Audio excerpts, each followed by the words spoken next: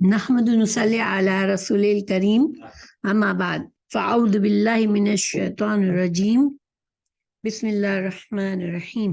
ریاض الصالحین کی کتاب پڑھ رہے ہیں اور آج کا سبق حدیث 22 سے شروع ہوتا ہے۔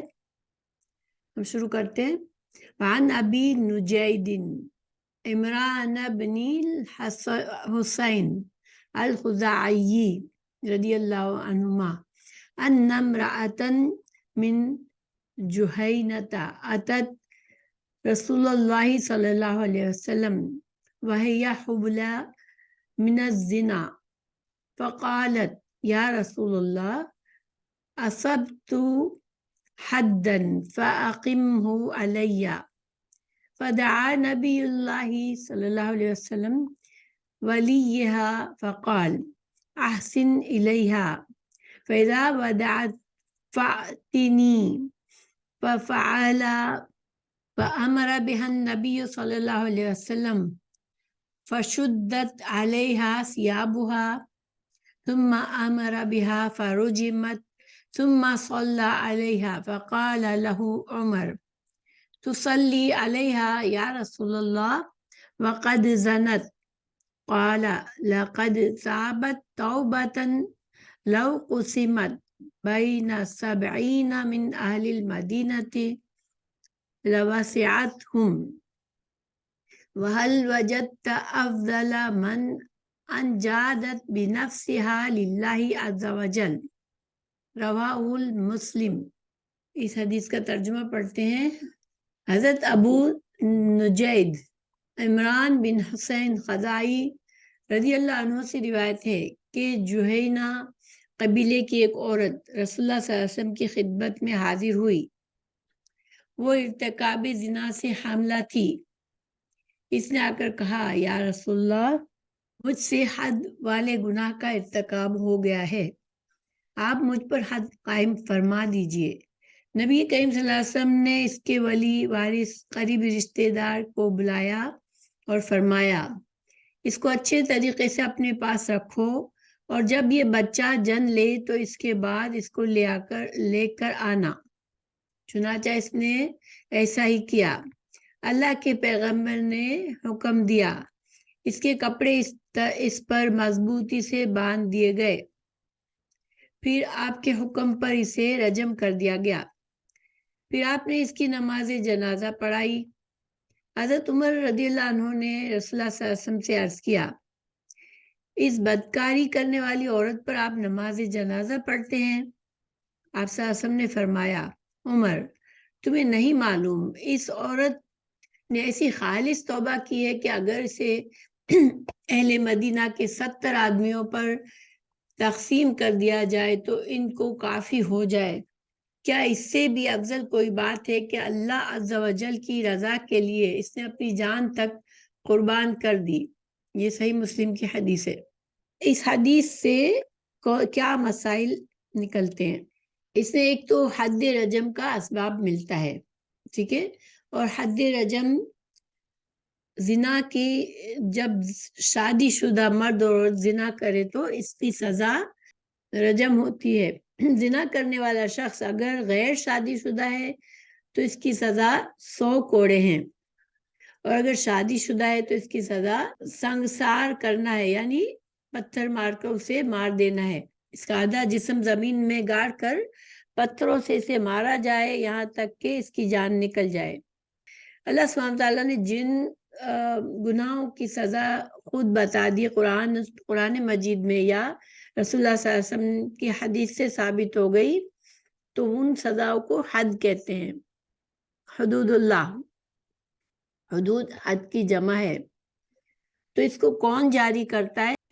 جو قاضی ہوگا، جو حاکم ہوگا اسلامی حکومت میں، اس کی ذمہ داری ہے کہ حاکم اسلام جو ہے وہ صرف وہی اس کے گناہ کو ثابت کیا جائے گا پہلے، اور اس کی شرط 4 گواہ ہوتے ہیں۔ زنا کے گناہ کو ثابت کرنے کے لیے 4 چشم دید گواہ ہوتے ہیں، اور اگر گواہ جھوٹ بولے تو پھر ان پر حد ہے 80 کوڑوں کی۔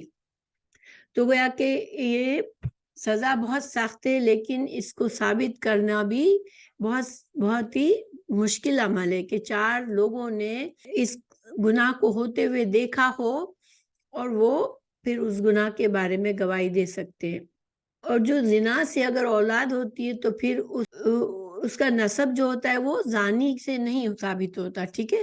جو بھی اس کا باپ ہوتا ہے جس نے زنا کیا ہوتا ہے، اس سے اس بچے کا نسب نہیں ہوتا، بلکہ اس کو ولد الحرام وہ قرار پائے گا، اس کو اپنے باپ کا نسب نہیں ملے گا۔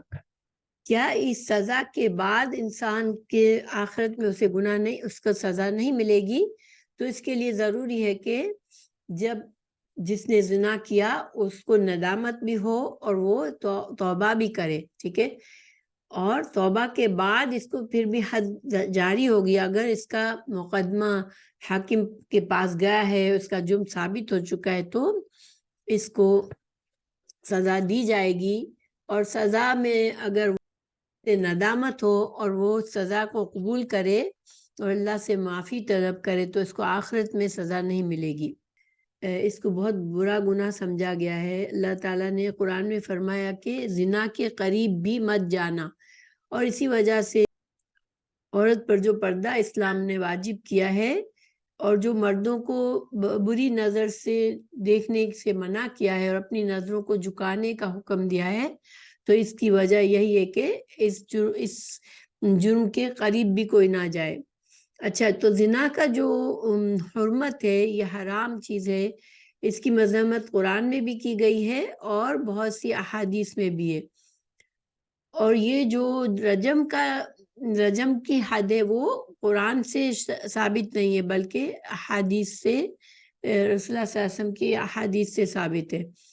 اور جو غیر شادی شدہ مرد اور عورت کی جو سزا ہے زنا کی، وہ قرآن سے ثابت ہے، 100 کوڑے لگانا۔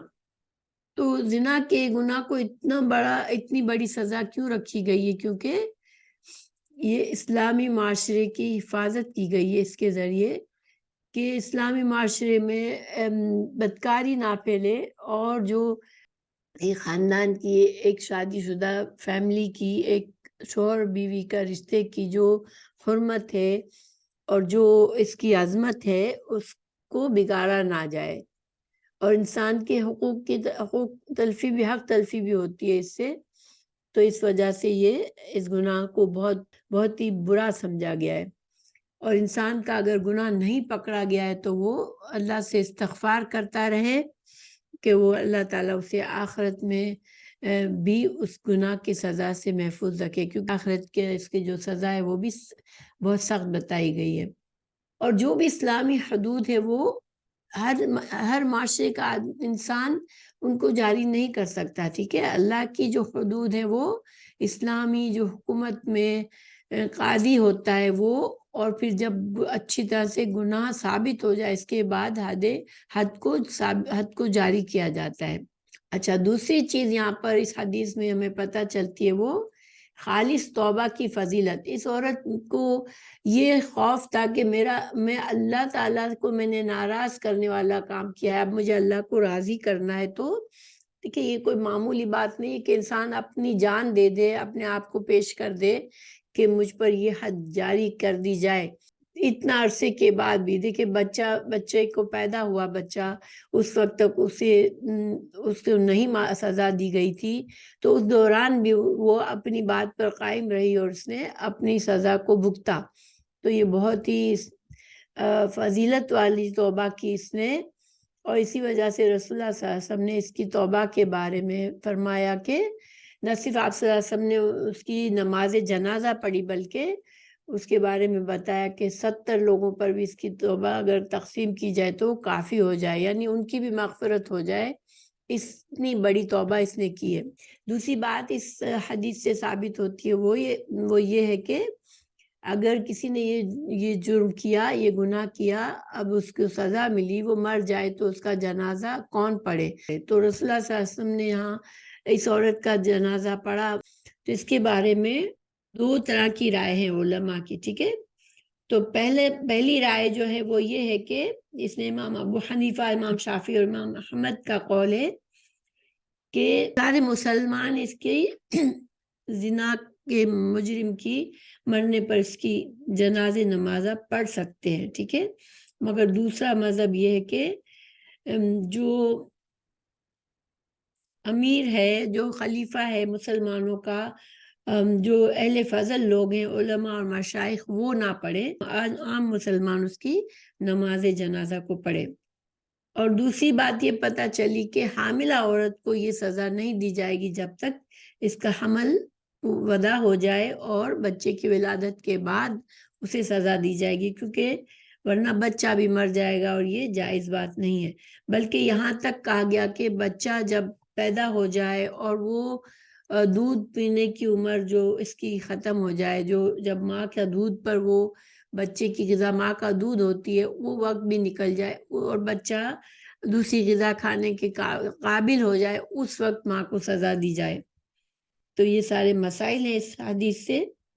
تو علماء نے یہ اس پر بحث کی کہ سچی توبہ کسے کہتے ہیں. تو دیکھیں، سچی توبہ کے معنی ہے کہ گناہ پر اس لیے انسان بہت زیادہ نادم ہو کہ اس نے اللہ سبحانہ تعالیٰ کی ناراضگی کا کام کیا، اللہ سبحانہ تعالیٰ کی نافرمانی کی، تو اس پر بہت ہی ندامت محسوس کرے اور بہت زیادہ اس کو دکھ ہو اپنے اس عمل پر، اور پھر وہ اس عمل کو ہمیشہ کے لیے چھوڑنے کا ارادہ کر لے، اور آئندہ اس گناہ کے پاس نہ جانے کا، اس کے پاس بھی نہ جانے کا عزم کر لے پوری طرح سے.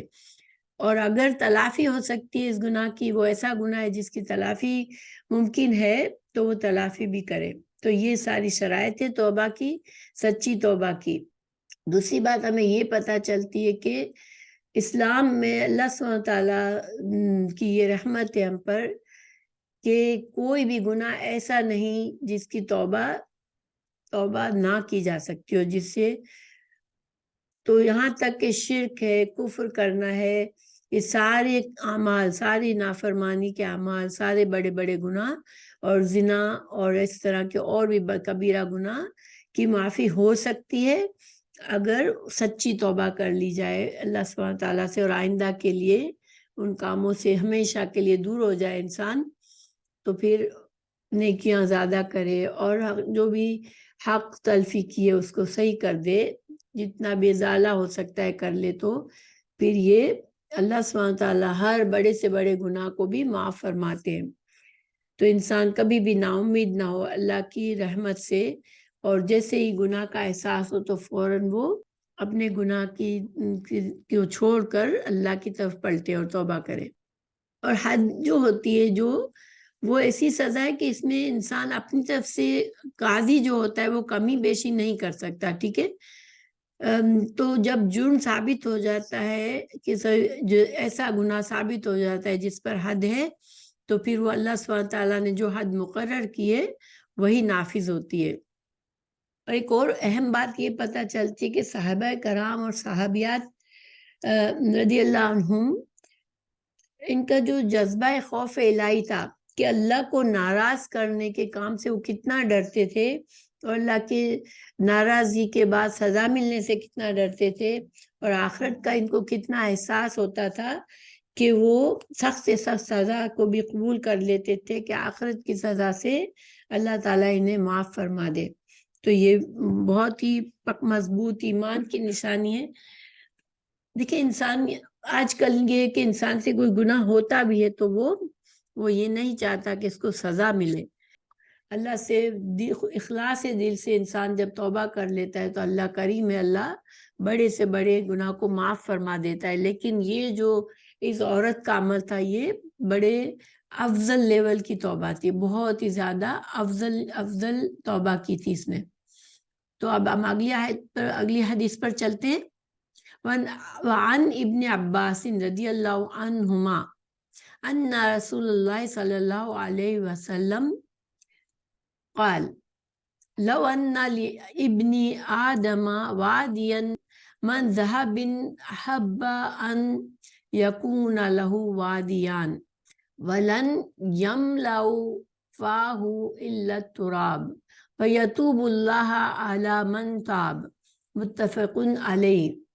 حضرت ابن عباس اور انس بن مالک رضی اللہ عنہ سے روایت ہے کہ رسول اللہ صلی اللہ علیہ وسلم نے فرمایا، اگر انسان کے پاس ایک وادی سونے کی ہو تو وہ اس پر قناعت نہیں کرے گا، بلکہ چاہے گا کہ اس کے پاس 2 وادیاں ہوں۔ اس کا منہ تو قبر کی مٹی ہی بھرے گی، اور اللہ تعالیٰ اس پر رجوع فرماتا ہے جو اس کی طرف رجوع کرتا ہے، یعنی توبہ کرنے والے کی توبہ قبول فرماتا ہے، بشرطے کہ وہ توبہ شرائط و آداب توبہ کے مطابق ہو۔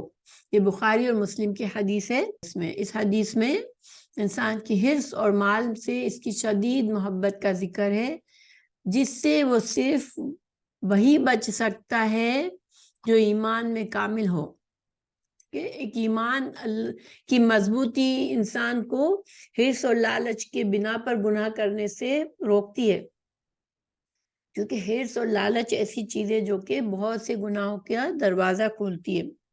اور چونکہ اس میں کہا گیا کہ آدم کے بیٹے کو ایک سونے کی وادی مل جائے تو وہ دوسری وادی کی آرزو کرے گا، گویا کہ کسی انسان کے پاس کچھ بھی نہیں ہے تو وہ اس کی حرص اور مال کا وہ حال نہیں ہوتا، حرص مال کا، لیکن جب انسان کے پاس جتنی زیادہ دولت آتی ہے اس کی حرص اور لالچ بڑھتی چلی جاتی ہے، اور یہ حرص جو ہے انسان کو اندھا کر دیتی ہے، اور آہستہ آہستہ وہ حلال کی تمیز ختم کر دیتا ہے، حلال حرام، حلال طریقے سے روزی رزق کمانے کی فکر چھوڑ دیتا ہے، چاہے حلال طریقہ ہو یا چاہے حرام طریقہ ہو، وہ مال جمع کرنے میں مشغول ہو جاتا ہے، اور اتنا زیادہ ہے، اگر 1000 ہے تو لاکھ چاہیے، اور لاکھ ہے تو کروڑ چاہیے، اور کروڑ ہے تو ارب چاہیے اسے، اور اس کی زبان پر ہر وقت یہی ہوتا ہے کہ کیا اس سے بھی زیادہ مجھے مل سکتا ہے، اور یہی حال زندگی کے آخری سانس تک رہتا ہے۔ قبر ہی جا کر دولت کی سر سے چھٹکارا ملتا ہے، کیونکہ جو انسان لالچ میں پڑ جاتا ہے اس کی پھر وہ لالچ اور حرص ختم نہیں ہوتی، وہ مرتے دم تک رہتی ہے۔ اگر آدمی اللہ سے تعلق جوڑ لے تو اللہ اس کو اطمینان قلب اور غنائے نفس نصیب فرما دیتا ہے۔ تو کون سی چیز اسے بچا سکتی ہے اس لالچ سے اور حرص سے کہ انسان اللہ سے قریب ہو جائے؟ جب انسان اللہ سے قریب ہوتا ہے تو پھر اس کو حلال حرام کا احساس زیادہ ہوتا ہے، اور وہ اپنی اس کمزوری پر قابو پاتا ہے۔ اور رسول اللہ صلی اللہ علیہ وسلم نے ہمیں دعائیں بھی سکھائی ہیں اس سلسلے میں۔ ایک دعا ہے رب قنعنی بما رزقتنی وبارک لی فیما آتیتنی، اے میرے رب، اے میرے پروردگار، جو روزی تو نے مجھ کو دی ہے اس پر مجھے قناعت فرما، اور جو عطا فرمایا ہے اس میں برکت عطا فرما۔ اتنی پیاری دعا ہے۔ پھر دوسری دعا سکھائی، اللہم اکفنی بحلالک عن حرامک وبطاعتک عن معصیتک واغننی بفضلک عمن سواک۔ اے اللہ، تو مجھے حلال روزی کے ذریعے حرام سے اور اپنی فرمان برداری کے ذریعے اپنی نافرمانی سے کفایت دے، اور اپنے فضل اور احسان کے ذریعے اپنے ماں سوا سے بے نیاز کر دے۔ اس کے علاوہ بھی اور دعائیں ہیں، لیکن یہ دعائیں بڑی پیاری ہیں، انسان کو ان کو یاد رکھنا چاہیے۔ اس بارے میں ایک اور حدیث سنن ابن ماجہ میں بھی ہے۔ حضرت سیدنا ابن عمر رضی اللہ عنہما فرماتے ہیں، رسول اکرم صلی اللہ علیہ وسلم نے میرے جسم کے کسی حصے کو پکڑ کر ارشاد فرمایا، دنیا میں ایک اجنبی اور مسافر کی طرح رہ اور اپنے آپ کو قبر والوں میں شمار کر۔ تو اس کا کیا مطلب ہوا؟ دیکھیں، اگر انسان اپنی موت کو یاد رکھے گا تو وہ اپنے اندر کی جو ایک فطری، ہر انسان کو مال کی محبت ہوتی ہے کسی نہ کسی حد تک، بعضوں کو زیادہ ہوتی ہے اور زیادہ حرص ہوتی ہے، لیکن کوئی بھی بالکل بھی اس خواہش سے محفوظ نہیں ہے، ٹھیک ہے؟ تو انسان غفلت میں نہ رہے، انسان کو اپنی موت یاد رکھنی چاہیے، کیونکہ موت جو ہے وہ اچانک آتی ہے، ہر انسان کی موت کا وقت مخفی ہے، کوئی نہیں جانتا کہ کس لمحے اس کی جان نکلے گی۔ تو جس کو عقل ہوگی، جس کو سمجھ ہوگی، جس کو یہ دل اچھا ہوگا، وہ کبھی بھی اپنی موت کو نہیں بھولے گا۔ اور عام طور پر انسان کی جو اگر وہ اس کو اپنی موت یاد نہیں ہوتی تو وہ گناہوں کی طرف جلدی کرتا ہے، کیونکہ گناہوں میں ہمیشہ کشش ہوتی ہے، اور توبہ کے بارے میں اپنے آپ کو تسلی دے دیتا ہے کہ میں بعد میں کر لوں گا، ٹھیک ہے، لیکن کسی کو نہیں معلوم کہ اس کی کتنی مہلت ہے، اور اگر توبہ کیے بغیر ہی انسان بس ٹال مٹول میں زندگی کا وقت گزار دے گا تو پھر اس کے انجام برا ہوگا۔ اللہ سبحانہ تعالیٰ نے فرمایا کہ تجھے جوانی، صحت، فراغت کی دولت سے غنی کر دیا، پھر بھی تو توبہ میں ٹال مٹول کرتا ہے۔ دنیا پر بادشاہت کرنے والے بڑے بڑے جابر اور لیڈر کہاں چلے گئے؟ بندوں پر بڑائی چاہنے والوں کا کیا ہو گیا؟ کہاں ہے قاتل اور حملہ کرنے والے؟ اللہ عز و جل کی قسم، موت کے تیر ان سب میں پیوست ہو گئے اور اب قتل گاہوں میں پڑے ہیں، اور موت نے انہیں فرش اور قالین کے بعد پچھاڑ کر پتھر کی سل اور چٹان کے درمیان رکھ دیا۔ اللہ سبحانہ تعالیٰ نے قرآن میں فرمایا ہے وَجَاءَتْ سَكْرَةُ الْمَوْتِ بِالْحَقِّ ذَلِكَ مَا كُنْتَ مِنْهُ تَحِيدُ۔ ترجمہ ہے اور آئی موت کی سختی حق کے ساتھ، یہ ہے جس سے تو بھاگتا تھا۔ یہ سورہ قاف کی آیت نمبر 19 ہے۔ دیکھیں سکرات الموت کیا ہوتی ہے کہ انسان کو مرنے سے پہلے جب موت کا وقت اس کو ملک الموت نظر آنے لگتے ہیں، اور اس کے لیے مرتے وقت ہی اسے پتا ہوتا ہے کہ اب وہ جنت میں جائے گا یا دوزخ میں جائے گا۔ اس کے جو فرشتے آتے ہیں وہ بھی رحمت کے فرشتے الگ ہوتے ہیں اور جو عذاب کے فرشتے ہوتے ہیں وہ الگ ہوتے ہیں۔ تو بندہ ان سکرات، جب سکرات کا مطلب ہے ایک غشی سی طاری ہوتی ہے انسان کے اوپر، انسان اس قدر ان سب چیزوں کی وجہ سے وہ اپنے حواس کھو دیتا ہے کہ وہ جیسا لگتا ہے کہ وہ نشے میں ہے۔ سکرات الموت اسے کہتے ہیں۔ اس پر ایمان رکھنا لازم ہے کہ ہر انسان کو موت آئے گی، اور جنت اور دوزخ، فرشتوں، ان سب پر ہمیں ماننا ضروری ہے۔ اور پھر منکر نکیر جو ہے وہ قبر میں آئیں گے اور سوالات کریں گے۔ تو انسان کو ان سارے مراحل کو یاد رکھنا چاہیے کہ زندگی میں جو دولت کی محبت میں، مال کی محبت میں وہ گناہ کرتا ہے، اپنی حرص اور لالچ میں زیادہ سے زیادہ۔ اور دیکھیں مال کے علاوہ بھی انسان کو بڑا طاقت چاہیے، پاور چاہیے، لوگوں میں بڑا اختیار چاہیے، زیادہ سے زیادہ لوگوں پر وہ حکومت کرنا چاہتا ہے، اپنی بات منوانا چاہتا ہے، اور عزت شہرت چاہتا ہے۔ یہ ساری چیزیں جو جب حد سے زیادہ انسان کی خواہشات بڑھتی ہے تو پھر انسان پر گناہ میں پڑ جاتا ہے، اور پھر انسان مرتے دم تک اسے احساس نہیں رہتا، کیونکہ جب گناہوں میں انسان پڑا ہوا ہوتا ہے تو شیطان اس پر حاوی ہوتا ہے، اور پھر اس کی موت ہی اسے اس چیز سے ہٹاتی ہے، اس کی موت ہی اس کی آنکھوں کو کھولتی ہے، لیکن وہ بہت دیر ہو چکی ہوتی ہے، اس کے بعد وہ کچھ بھی نہیں کر سکتا۔ قرآن میں اللہ تعالیٰ نے فرمایا کہ یہ وہ موت ہے لمبی امیدوں اور دنیا میں زندہ رہنے کی حرص کے سبب جس سے تو بھاگتا تھا۔ ایک اور حدیث ہے، صحیح بخاری کی حدیث ہے کہ ابن آدم بوڑھا ہو جاتا ہے مگر اس کی دو چیزیں جو جوان رہتی ہے، ایک اس کی امید، دوسرے مال کی محبت۔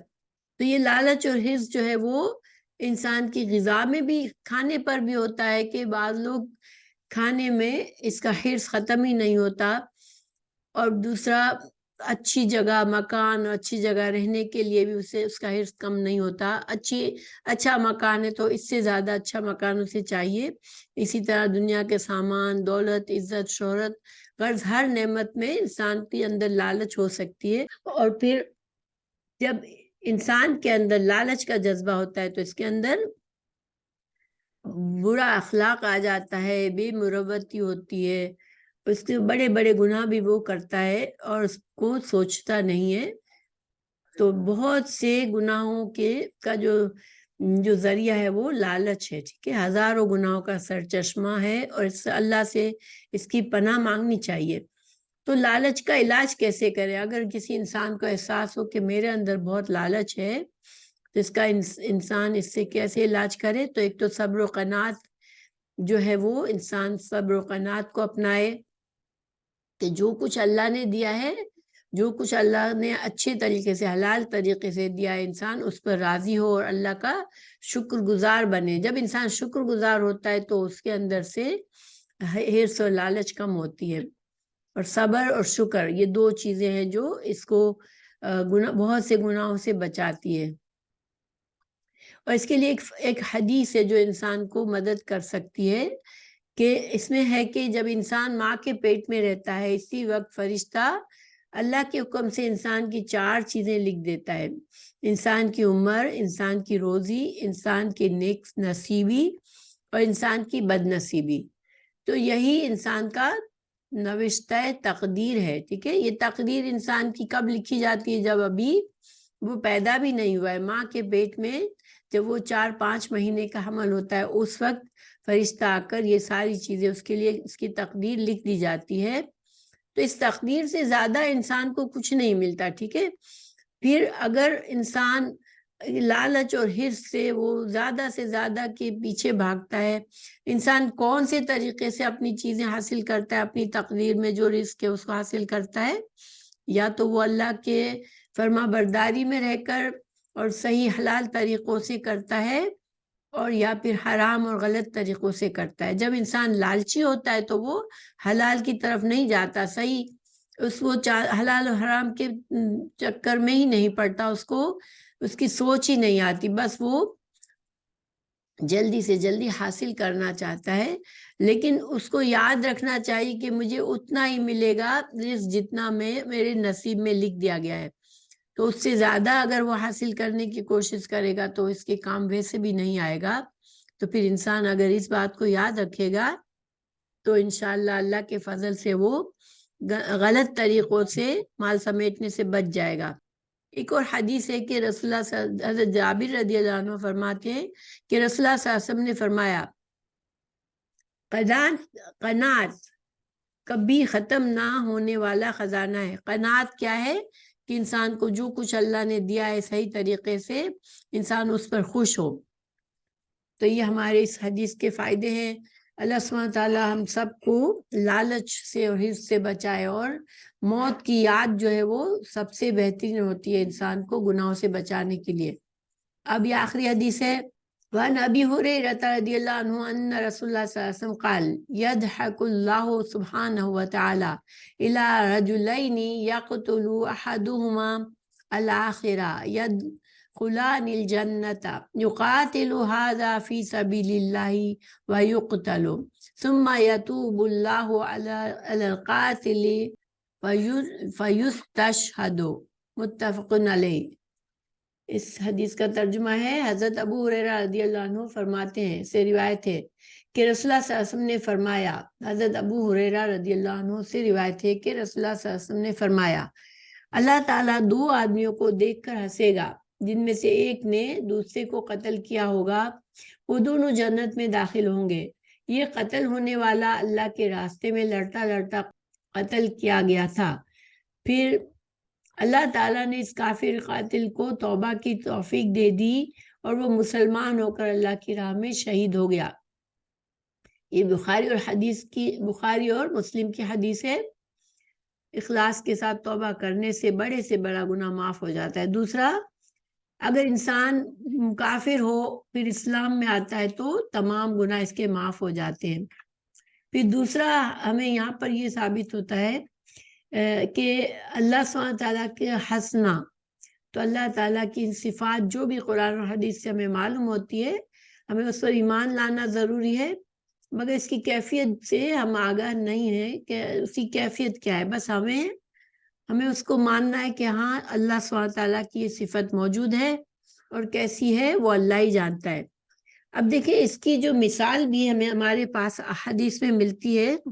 ایک تو یہ کہ ایک بڑی مثال تو یہی ہے کہ کافر اور مسلمانوں کی جنگ کے دوران کسی کافر نے مسلمان کو قتل کر دیا تو وہ مقتول ہے، وہ شہید ہے، اور دوسرا قاتل ہے. لیکن پھر اللہ تعالیٰ اس قاتل کو ایمان کی توفیق دے دیتا ہے. جب وہ مسلمان ہو جاتا ہے تو پھر وہ اسلام کی خدمت کرتے ہوئے اگر وہ شہید ہو جاتا ہے تو پھر وہ بھی جنتی ہے، اور یہ قاتل اور مقتول دونوں جنت میں جائیں گے. لیکن اب ایک سوال یہ پیدا ہوتا ہے کہ یہ تو دشمن ہوئے کہ ایک نے دوسرے کو قتل کر دیا، لیکن آخرت میں چونکہ دونوں مسلمان تھے اور دونوں اسلام کی حالت میں دنیا سے رخصت ہوئے، تو پھر یہ دونوں آخرت میں دوست ہوں گے، ٹھیک ہے، کیونکہ اللہ تعالیٰ کا فرمان ہے وَنَزَعْنَا مَا فِي صُدُورِهِم مِّن غِلٍّ إِخْوَانًا عَلَىٰ سُرُرٍ مُتَقَابِلِينَ، اور ہم نے ان کے سینوں میں جو کچھ کینے تھے سب کچھ کھینچ لیے، آپس میں وہ بھائی بھائی ہوں گے اور تختوں پر روبرو بیٹھے ہوں گے۔ اور اس کے لیے قنطرہ پر ایسے معاملات کو طے کیا جائے گا۔ جب قنطرہ وہ جگہ ہے جہاں پلسرات سے گزرنے کے بعد وہ لوگ جو جنت میں جانے والے ہوں گے، جہنمی تو پلسرات سے گر کے جہنم میں گر جائیں گے، لیکن جو جنت میں جانے والے ہوں گے وہ پھر قنطرہ پر پہنچیں گے، اور اللہ سبحانہ تعالیٰ ان کے سینوں سے جو بھی ایک دوسرے کے خلاف کینہ اور دکھ ہوگا وہ اللہ تعالیٰ دور کر کے ان کو یہ پھر بھائیوں کی طرح ہو جائیں گے، خوش ہوں گے ایک دوسرے سے۔ سورہ حجر کی آیت نمبر 47 ہے جو میں نے ابھی پڑھی تھی۔ پھر اللہ تعالیٰ نے فرمایا الأخلاء يومئذ بعضهم لبعض عدو إلا المتقین، کہ گہرے دوست اس دن ایک دوسرے کے دشمن ہوں گے مگر پرہیزگار۔ زخرف سورہ زخرف کی آیت نمبر 27 ہے۔ گویا کہ دنیا میں جو کافر ایک دوسرے کے دوست ہوتے ہیں وہ آخرت میں ایک دوسرے کے دشمن ہوں گے۔ آخرت کی جو دوستی ہے وہ ایمان کی بنا پر ہے، تو جو مسلمان ہیں اور دنیا میں تھوڑی بہت ایک دوسرے سے ناراضگی بھی ہے، لیکن وہ آخرت میں وہ ایک دوسرے کے دوست ہوں گے اور ایک دوسرے سے محبت کریں گے۔ اس کی مثال حضرت وحشی رضی اللہ عنہ کی ہے کہ انہوں نے حضرت سیدنا ابن عباس رضی اللہ عنہ سے مروی ہے کہ نبی کریم صلی اللہ علیہ وسلم نے سیدنا حمزہ رضی اللہ عنہ کو شہید کرنے والے وحشی بن حرب کے پاس اپنا نمائندہ بھیج کر اسلام قبول کرنے کی دعوت دی۔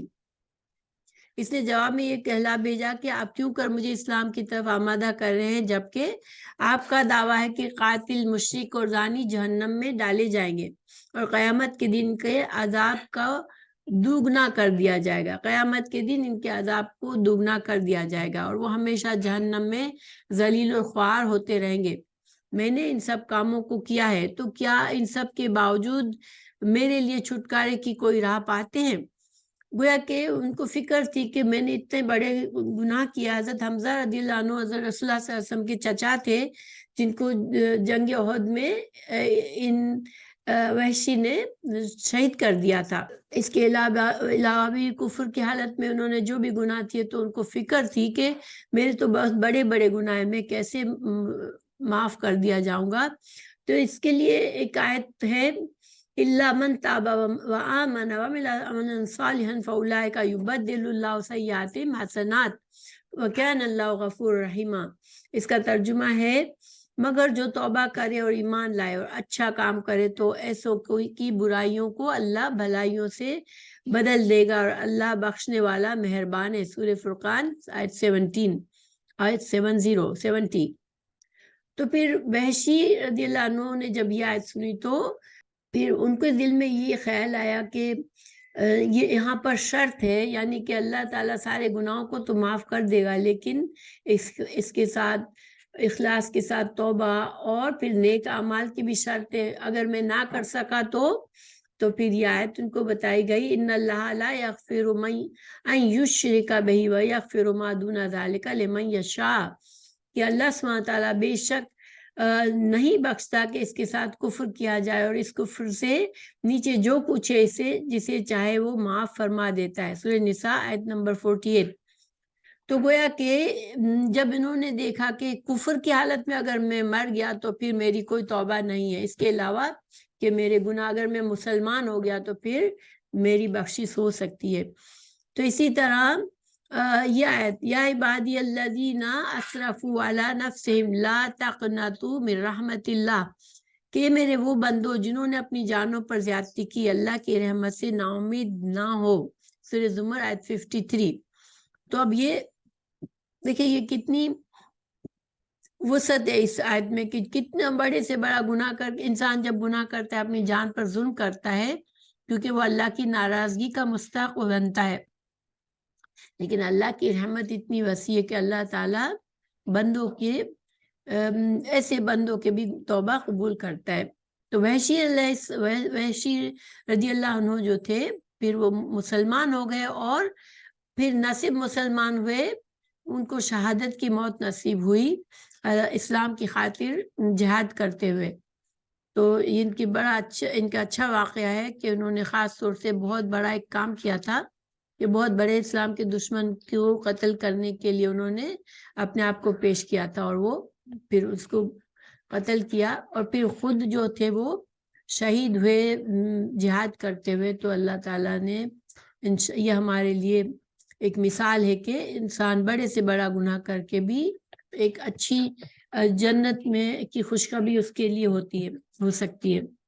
تو بہرحال ان ساری احادیث سے ہمیں توبہ استغفار کی فضیلت کا پتہ چلتا ہے، اور ہمیں یہ یقین ہے کہ انشاءاللہ انسان اپنی موت کو یاد کر کے اللہ سے ڈرتا رہے گا تو گناہ ہو جائیں گے تو اس کو اللہ توبہ کی توفیق بھی دے گا، اور اس کو نیک کام کرنے کی بھی توفیق دے گا.